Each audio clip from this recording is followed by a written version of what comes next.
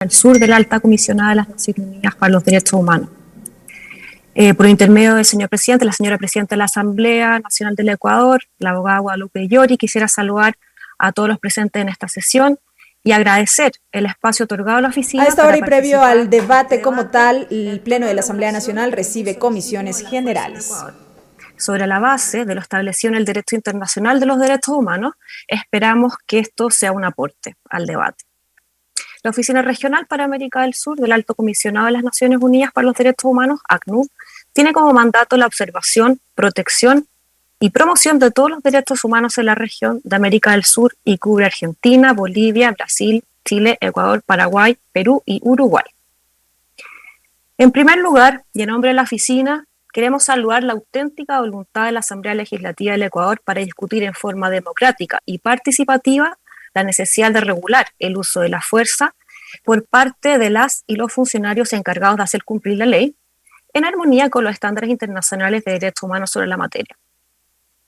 Ya el prosecretario, a quien también agradezco la lectura paciente del informe, nos hizo ver cuántas veces estos estándares han sido citados y traídos al debate, ¿verdad?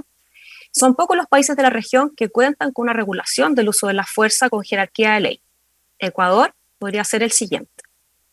Estamos seguros que una ley que se encuentre en armonía con estos estándares fortalecerá al mismo tiempo la capacidad de las fuerzas de orden y seguridad del país y la protección de las personas, considerando que los funcionarios encargados de hacer cumplir la ley desempeñan un papel fundamental en la protección del derecho a la vida, la libertad y la seguridad de las personas, tal como se garantiza en la Declaración Universal de los Derechos Humanos y se reafirma luego en el Pacto Internacional de Derechos Civiles y Políticos.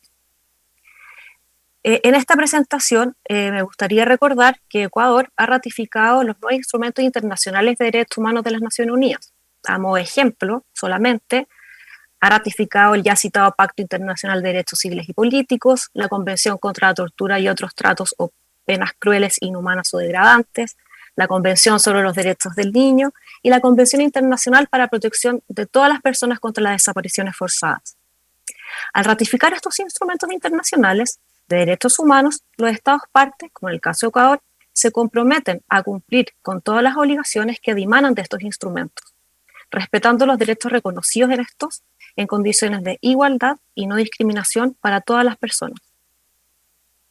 ¿Por qué les menciono todo esto? Porque si estamos discutiendo un proyecto de ley sobre uso de la fuerza y gestión policial, es necesario tener muy en claro cuáles son los deberes generales de derechos humanos que tienen todos los estados y sus agentes sin excepción. Me refiero a las obligaciones de respetar, proteger y hacer efectivos los derechos humanos de todas las personas sin distinción alguna, en el sentido que están reconocidos, ¿verdad?, en estos tratados internacionales que Ecuador ha ratificado.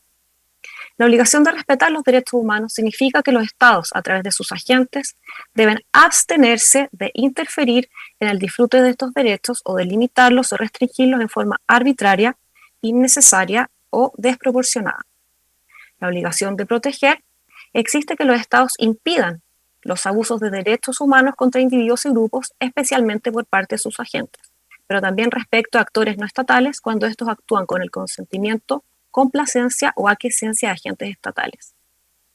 Por último, la obligación de garantizarlos significa que los estados deben adoptar medidas positivas y proactivas en todos los niveles para facilitar el disfrute y el ejercicio de los derechos humanos reconocidos por el derecho internacional y también por la Constitución de la República, para todas las personas que se encuentran bajo su jurisdicción. Aquí me gustaría recordar al Comité de Derechos Humanos, que es el órgano de tratado encargado de supervigilar el cumplimiento de las obligaciones contenidas en el Pacto Internacional de Derechos Civiles y Políticos, que señaló en su observación general número 31 que las obligaciones que impone el pacto vinculan a cada Estado parte en su totalidad, pero más importante a todos los poderes públicos, es decir, al Ejecutivo, al Legislativo y al Judicial. Además, a las otras autoridades públicas o gubernamentales, sea cual fuere su rango, nacional, regional o local. Es decir, la obligación de respetar, proteger y garantizar involucra a todos y cada uno de los agentes del Estado, incluyendo, obviamente, a las fuerzas de seguridad y a todos sus agentes encargados de cumplir la ley. Esto nos lleva a una breve conclusión anticipada. Los agentes policiales, por tanto, tienen la permanente obligación de proteger, respetar y garantizar el ejercicio de los derechos humanos de todas las personas en condiciones de igualdad y no discriminación. Un marco legal claro facilita el cumplimiento de este deber, junto con otros elementos, por cierto, pero quedémonos por ahora en torno a la vital relevancia de la existencia de un marco legal en sintonía con los derechos humanos.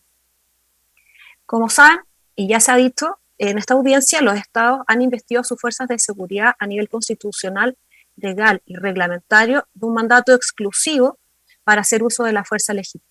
Considerando que las fuerzas de seguridad son los únicos detentadores de esta función en la sociedad y que su utilización por lo general significa a lo menos la restricción temporal o suspensión del ejercicio de algún derecho reconocido en los tratados internacionales de derechos humanos, es necesario que los estados, al regular el empleo de la fuerza, lo hagan bajo estándares internacionales pertinentes. Estos estándares contienen ciertos principios. La correcta aplicación de estos principios deberían reducir las posibilidades de que la policía o los agentes estatales encargados de hacer cumplir la ley restrinjan o impidan el ejercicio de los derechos humanos de ciertas personas más allá de lo necesario, ¿verdad? Es decir, existe una forma legítima y legal de hacer cumplir la ley. No se trata de que los estándares de derechos humanos contenidos en los tratados y en otras fuentes prohíban o limiten de modo que hagan imposible el uso de la fuerza, sino que establecen las formas y los casos en que el uso de la fuerza es legítimo. El proyecto de ley en discusión representa una tendencia clara hacia el reconocimiento de los estándares internacionales que ha desarrollado Naciones Unidas, así como también el sistema interamericano de protección de derechos humanos. Esto último se percibe en la redacción del proyecto, que utiliza conceptos del derecho internacional y de documentos recientes de Naciones Unidas, como, por ejemplo, las orientaciones sobre armas letales del año 2019. Asimismo, el proyecto establece como rectores los principios sobre los cuales debe basarse el uso de la fuerza de acuerdo con el derecho internacional de los derechos humanos. Estos son precaución, legalidad, necesidad, proporcionalidad, no discriminación y rendición de cuentas. Aspectos que son, sin lugar a dudas, clave. Nuestra oficina saluda igualmente que este proyecto contenga aproximaciones positivas hacia el establecimiento de reglas sobre responsabilidad del mando, rendición de cuentas y sobre la responsabilidad del Estado para garantizar el derecho a la verdad y reparación de las víctimas del uso de la fuerza. Es urgente que estos aspectos sean reforzados en el proyecto de ley, pues una de las formas de garantizar que no se vuelvan a producir violaciones de derechos humanos por parte de funcionarios encargados de hacer cumplir la ley es asegurando que no haya espacio a la impunidad de los agentes que emplearon la fuerza de forma desproporcionada, innecesaria o ilegal. Considerando el contexto de las protestas de octubre del año 2019 en Ecuador, también consideramos como positivo el abordaje que hace el proyecto de ley sobre uso de la fuerza para gestionar manifestaciones. Primero, reconociendo el derecho humano a la protesta social y luego estableciendo una expresa prohibición al empleo de la fuerza para impedir el ejercicio de este derecho, al mismo tiempo que reconoce el derecho de las personas observadoras de derechos humanos a realizar esta labor. Saludamos también las disposiciones del proyecto para el establecimiento de un grupo especializado de seguridad en situación de crisis de seguridad penitenciaria, bajo la rectoría del Cuerpo de Seguridad y Vigilancia Penitenciaria, concebida como cuerpo especialista en situaciones de alta complejidad, lo que creemos puede ser una buena solución a la altura de la multidimensionalidad del fenómeno que se vive intrapenitenciariamente, ¿verdad? Sin perjuicio a lo anterior, me gustaría hacer una prevención a nombre de la oficina regional. Primero, la regulación legal del uso de la fuerza, si bien es efectiva y necesaria, como dijimos, en toda policía democrática, es tan solo un primer paso y no debe ser considerada como el objetivo último o único de cualquier reforma a las fuerzas de seguridad. La experiencia regional nos ha demostrado que la sola regulación del uso de la fuerza mediante una ley no es suficiente, aunque dijimos es clave para modelar la gestión policial. Luego, la regulación legal debe ser debidamente implementada para producir efectos en la práctica. es necesario que lo declarado a nivel normativo permee también usos, etapas y procedimientos operativos. La idea es disminuir aquellos presupuestos materiales que favorecen actos u omisiones que pueden constituir violaciones de derechos humanos. En este sentido, instamos a que la regulación vaya acompañada de mayor capacitación y formación de los agentes de seguridad en cuanto al control y mantenimiento del orden público a través de distintos modos, partiendo por aquellos no violentos y desde luego con un enfoque de derechos humanos. También en esta línea, el principio de no discriminación debe incorporarse en todas las labores de control del orden y la seguridad. Y por cierto, en el uso de la fuerza con especial atención a personas y grupos tradicionalmente menos protegidos como personas afrodescendientes, personas migrantes, personas pertenecientes a pueblos originarios, personas con discapacidad, mujeres y personas LGBTIQ+. Perdón, En señora paralelo, Benavente, me permite indicarle que le quedan 2 minutos para su intervención. Gracias. muchas gracias. Sigo entonces. Voy a terminar antes de los 2 minutos, creo. En paralelo, hay algunos aspectos que nos preocupan del proyecto de ley, por ejemplo, lo reiterativo que es en cuanto al rol y los espacios que se asignan las Fuerzas Armadas en el control del orden. Si bien el articulado del texto explicita la excepcionalidad de su despliegue, lo habilita solo mediante declaratoria de estado de excepción y cuando la Policía Nacional se va desbordada. La amplitud de estos requisitos, la falta de determinación de factores habilitantes más concretos, podría normalizar, tememos, esta función excepcional.